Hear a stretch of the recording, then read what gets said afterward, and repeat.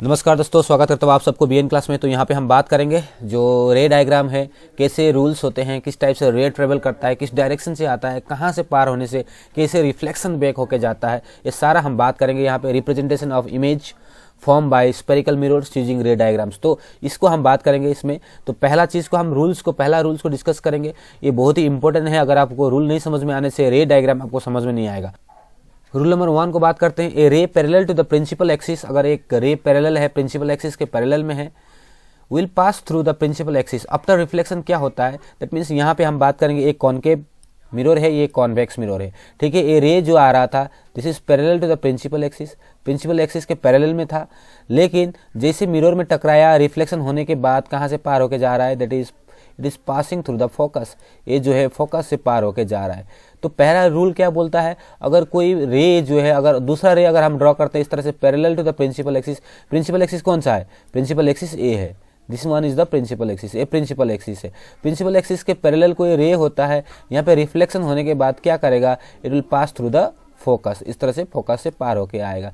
जितना भी रे हो, जितना भी आप रे डायग्राम बनाएंगे, जितना भी रे बनाएंगे, अगर वो पैरेलल प्रिंसिपल एक्सिस से पैरेलल है तो मिरर में स्ट्राइक करने के बाद सो प्रिंसिपल फोकस से पार होके जाता है। सो यहाँ पे भी ये कॉनकेव मिरर का हो गया। कॉन्वेक्स मिरर में भी सेम है, ये रे है, this is parallel to the principal axis, ये रे था, पैरेलल था, कौन सा, a axis, this is one is the principal axis, ये प्रिंसिपल एक्सिस है, प्रिंसिपल एक्सिस से पैरेलल था ये पहला वाला रे।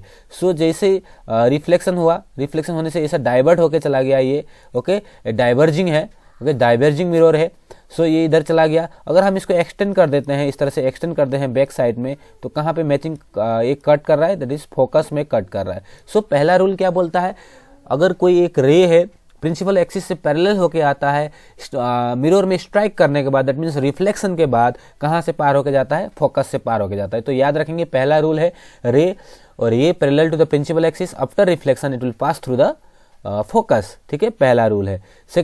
सेकेंड रूल है, फर्स्ट रूल का ऑपोजिट होगा, जो सेकंड रूल होगा फर्स्ट रूल का ऑपोजिट होगा। क्या है, ray passing through the principal focus of the concave mirror और कॉन्वेक्स, और a ray which is directed towards the principal focus of the convex mirror after reflection will emerge parallel to the principal axis. That means पहला का opposite हो गया। जैसे कोई एक रे है, मान लीजिए ये रे आ रहा है, इस टाइप से रे आ रहा है, रे आके कहाँ से पार होके आया, अगर फोकस से पार होके आया, कहाँ से पार होके आ रहा है, ये जो इंसिडेंट रे जो था कहाँ से पार होके आ रहा है, फोकस से पार होके आ रहा है। सो यहाँ पे रिफ्लेक्शन होने के बाद कैसे होगा, प्रिंसिपल एक्सिस से पैरेलल होके जाएगा। दैट मीन्स पहला वाला का ऑपोजिट, जो पहला रूल था उसका ऑपोजिट हुआ।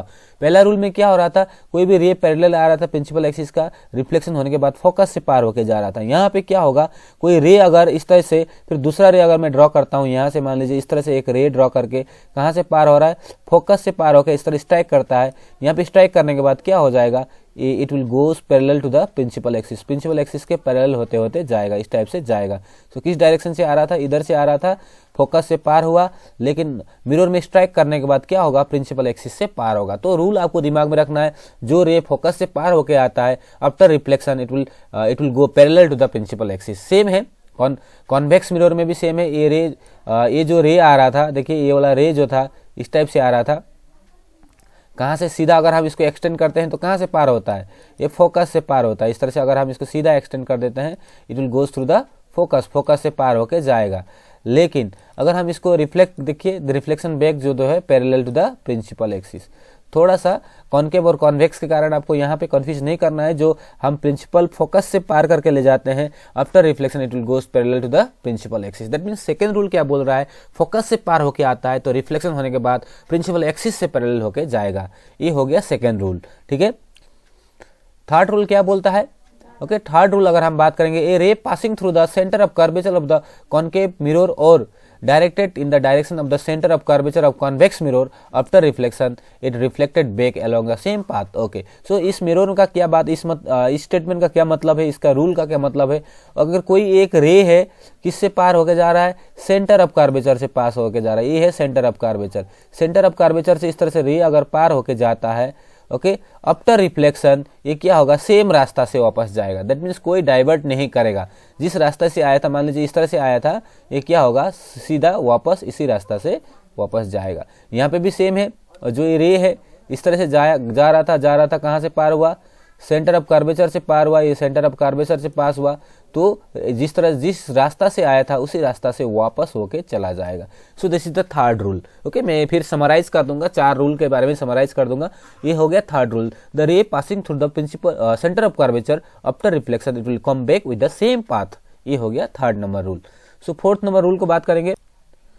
फोर्थ वाला रूल ये भी बहुत इजी वाला है। Ray incident obliquely to the principal axis towards a point P on the concave mirror और a convex mirror it reflected obliquely. मान लीजिए एक रे जो है, इस तरह से रे क्या हुआ, ऑब्लिकली डायरेक्टली पोल पे गिरता है। यहाँ पे देखिए ये पोल है, ये क्या है, ये पोल है, पोल पे डायरेक्टली गिरता है तो क्या होगा, ये ऑब्लिकली रिफ्लेक्टेड बैक होके आएगा। ऑब्लिकली रिफ्लेक्टेड बैक मतलब जो प्रिंसिपल एक्सिस के साथ में ऊपर वाला जो एंगल बनाएगा और नीचे वाला जो एंगल बनाएगा, दोनों एंगल सेम होंगे। अगर ये 30 डिग्री होगा तो नीचे वाला भी 30 डिग्री होगा, ठीक है। ये 30 डिग्री होगा तो नीचे वाला भी 30 डिग्री होगा। सो इस तरह से इसको बोलते हैं ऑब्लिकली, ठीक है।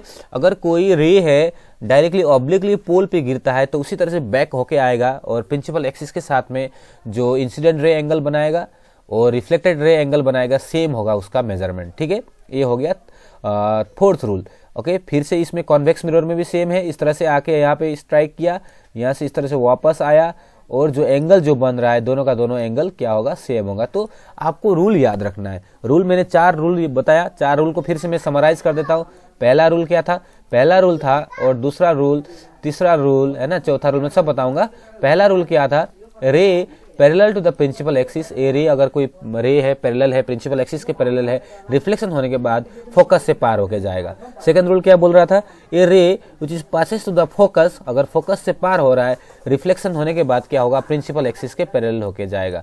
और थर्ड रूल क्या बोल रहा था, a ray which is passing through the centre of curvature after reflection it will come back with the same path, जिस रास्ता से आया था उसी रास्ते से जाएगा। और 4 नंबर रूल क्या था, ray which is obliquely to the